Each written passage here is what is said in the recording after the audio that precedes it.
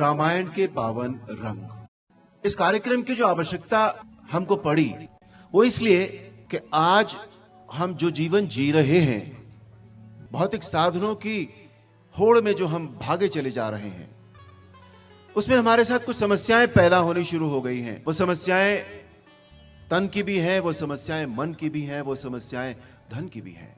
आज जो हमारे पारिवारिक संबंधों का और जो सामाजिक संबंधों का जो स्तर है वो इतना नीचे चला गया है कि उसने हमें मन की बहुत सारी समस्याएं हमारे सामने खड़ी कर दी हैं। परिवार में कोई भी व्यक्ति एक दूसरे के साथ रहकर सुखी नहीं है। यह हुआ इसलिए कि हमने अपने संस्कारों को छोड़ दिया, हमने अपने आदर्शों को छोड़ दिया। और संस्कार हमारे कैसे छूटे? संस्कार हमारे छूटे कि हमने अपनी संस्कृति छोड़ दी। इसलिए आज हमें सबसे ज्यादा आवश्यकता है रामायण जैसे पवित्र ग्रंथ की। रामायण पग पग पर हमें ज्ञान देती है, प्रेरणा देती है कि राम नाम मनि दीप धरो जी ही देहरी द्वार, तुलसी भीतर बाहर हूं जौ चाहसी उजियार। कि राम नाम के मणि को अपने मुख की देहरी पर रख ले, जीभ पर रख ले। जैसे दीपक घर की ड्योढ़ी पर रखते हैं तो बाहर भी उजाला जाता है और अंदर भी जाता है, इसी तरह तेरे मन के भीतर भी उजाला हो जाएगा और बाहर भी उजाला हो जाएगा। मेरी प्रार्थना केवल इतनी सी है कि राम कथा को केवल कहानी की तरह न सुने। उसके हर प्रसंग में कुछ न कुछ छुपा है, तत्व छुपा है। तो कथा सुनते हुए उस तत्व को भी जाने और उसे अपने फिर जीवन में उतारे। प्रभु ने एक आकाशवाणी की कि तुम सब डरो मत। मैं पवित्र सूर्य वंश में अपने अंशों सहित मनुष्य का अवतार लूंगा। कश्यप मुनि और आदिति ने बहुत भारी तप किया था, उन्हें मैं पहले ही वरदान दे चुका हूं। वो अयोध्यापुरी में मानवों के राजा बनकर दशरथ और कौशल्या के रूप में प्रकट हो चुके हैं। मैं उन्हीं के घर रघुकुल में श्रेष्ठ 4 भाइयों के रूप में अपनी परात पर शक्ति सहित अवतार लूंगा। तुम सब डरो मत। मैं पृथ्वी का सारा भार हर लूंगा, तुम सब निर्भय हो जाओ। प्रभु की लीलाओं का अर्थ इतना ही है कि जो अजन्मा है, जो व्यापक है, जो इच्छा रहित है, जो निर्गुण है, जिसका न मान है न रूप है, वो अपने भक्तों के लिए तरह तरह के अलौकिक चरित्र करता है। वही प्रभु की लीलाएं होती हैं। स्वयंवर की शर्त आप सब जानते हैं। शिव के धनुष को उठाकर उस पर प्रत्यंचा चढ़ानी थी। सभी राजाओं ने कोशिश की, प्रयत्न किया, लेकिन कोई भी राजा सफल नहीं हो सका।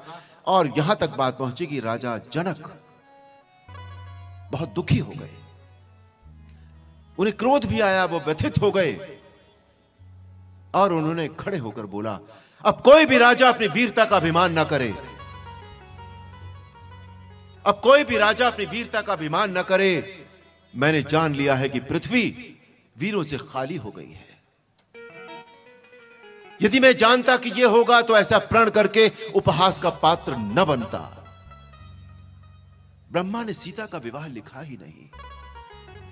अब यदि मैं प्रण छोड़ता हूं तो मेरा पुण्य जाता है। तो ठीक है, मेरी कन्या कुंवारी ही रहे। लेकिन लक्ष्मण से यह वचन सहन नहीं हुए। वो बोले, बस महाराज, बस। इस धृष्टता के लिए क्षमा चाहता हूं, लेकिन अब एक भी शब्द और नहीं। इस सभा में इतनी अनुचित और इतनी लज्जाजनक बात कहने से पहले आपको यह याद नहीं आया कि इस सभा में सूर्यकुल शिरोमणि रघुवंशी श्री राम भी बैठे हैं। और जिस सभा में एक भी रघुवंशी बैठा हो, उस सभा में कोई इस तरह की बात करने का साहस भी नहीं करता। मुझे मेरे भैया के चरणों की सौगंध है, मैं इस पूरे ब्रह्मांड को कच्चे घड़े की तरह उठाकर फोड़ सकता हूं। मैं सुमेरु पर्वत को मूली की तरह तोड़ सकता हूं। ये धनुष तो चीज ही क्या है, कहिए तो इसे कुकुरमुत्ते की तरह मसल डालूं। कहिए तो इस धनुष को कमल की डंडी की तरह चढ़ाकर 100 योजन तक दौड़कर चला जाऊं। कैकेयी के कुबुद्धि रूपी जमीन में मंथरा दासी वर्षा ऋतु की तरह आई थी, कलह का एक बीज डाल गई, एक अंकुर फूटा और 2 वरदान उसके पत्ते बने, 2 वरदान उसके पत्ते बने। कैकई को भवन में चली गई। राजा दशरथ और नहीं सहन कर सके, बोले, कैकई तू मेरा मस्तक मांग ले, पर राम के विरह में मुझे मत मार, मुझे मत मार। मेरा काल तुझे पिशाच होकर तेरे पीछे लग गया है, जो तुझसे ये सब कहलवा रहा है। ये मेरे किन्हीं पापों का परिणाम है, जो इस समय विधाता मेरे विपरीत हो गया है। याद रख कैकई, तेरा कलंक और मेरा पछतावा मरने के बाद भी नहीं मिटेगा। जब तक मैं जीवित रहूं, आज के पश्चात मुझसे कभी कुछ न कहना। और ये कहते कहते राजा दशरथ बेसुध होकर पृथ्वी पर गिर पड़े, ये प्रार्थना करते हुए कि कल सवेरा ना हो, सवेरा होगा तो राम को वन जाना होगा। श्री राम जो दोषों से रहित हैं, सूर्य कुल के सूर्य हैं, वो बहुत ही मधुर और कोमल वाणी में बोले, माता पुत्र वही बड़भागी होता है जो माता और पिता दोनों के वचनों का पालन करता है, जो अपने कर्मों से दोनों को संतुष्ट करता है। मुझे लगता है आज विधाता मेरे अनुकूल है।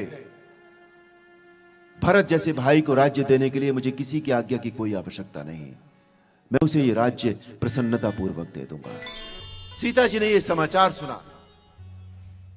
एक पत्नी का पति के प्रति कर्तव्य देखिए।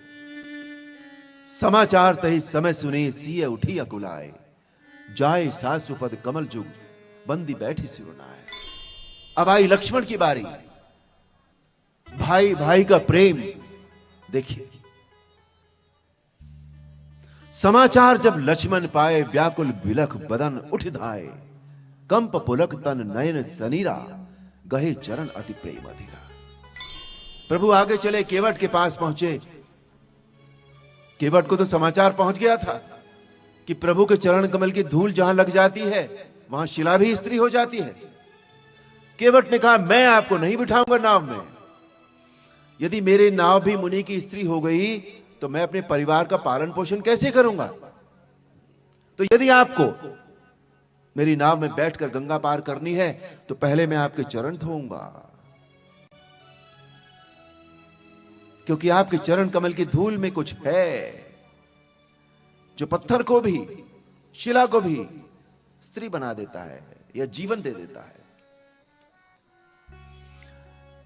केवट ने प्रभु के चरण धोए, चरणोदक पिया। सभी देवता भी इस दृश्य को देख रहे थे। उन्हें केवट के भाग्य से ईर्ष्या हो रही थी, जलन हो रही थी उन्हें कि काश हमारा भाग्य भी ऐसा होता कि हम प्रभु के चरणों को इस प्रकार धो पाते हैं। प्रभु नाव में बैठकर चले। गंगा जी भी उनके चरणों का स्पर्श पाकर धन्य हो गई थी। प्रभु उस तरफ उतरे तो प्रभु ने केवट से कहा कि केवट, तुम्हें मैं क्या उतराई दूं? और एक भक्त की भावना देखिए कि मेरे दोष, दुख और दरिद्रता की आग आज बुझ गई। प्रभु, मुझे कुछ नहीं चाहिए। हां, लौटती बार जो आप मुझे देंगे वो मैं सर चढ़ाकर उसका प्रसाद लूंगा। और प्रभु ने केवट को अपनी भक्ति का वरदान दिया। भरत जी ने प्रार्थना की और श्री राम ने उन्हें समझाया कि तुम्हारा और मेरा परमार्थ और धर्म इसी में है कि हम दोनों पिताश्री की आज्ञा का पालन करें। पिताश्री की आज्ञा यही है कि तुम अयोध्या में राज्य करो और मैं वन जाऊं। तो तुम सब कुछ छोड़कर अवध जाओ और अवधि भर उसका पालन करो। उन्होंने समझाया, मान तो लिया भरत जी ने, लेकिन उनके मन में शांति नहीं हुई। और तब प्रभु ने अपनी खड़ाओं उन्हें दे दी। प्रभु करी कृपा पावरी देनी, सादर भरत शीश धरि। बोलिए सियावर रामचंद्र की जय, श्री रामचंद्र कृपाल भजो मन अरण भव भय दारुणम नव कंज लोचन कंज मुख कर कंज पद कंजारुणम श्री राम जय जय राम श्री राम जय जय राम कंदर्प अंगणित अमित छवि नवनील नीरज सुन